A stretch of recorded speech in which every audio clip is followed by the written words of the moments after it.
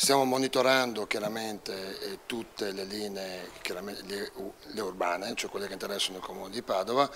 per vedere se c'è l'esigenza di fare dei cambi o di cambiare i profili della linea stessa. L'amministrazione padovana vuole attendere ancora un po' prima di emettere un giudizio definitivo sui cambiamenti al trasporto urbano avvenuti con l'introduzione degli orari invernali, una razionalizzazione delle tratte e orari definita necessaria dal Comune dopo la fusione tra APS e Bus Italia in Bus Italia Veneto. Tanti i comitati sorti in queste ultime settimane per chiedere che non vengano eliminate le fermate in prossimità dell'ospedale della stazione ferroviaria per le linee 6 e 14. Non mancherà la presenza mia in giro per i quartieri e quindi incontrando i comitati con i vertici di Bus Italia e anche con la dirigenza della mobilità per valutare sul posto, con domande fatte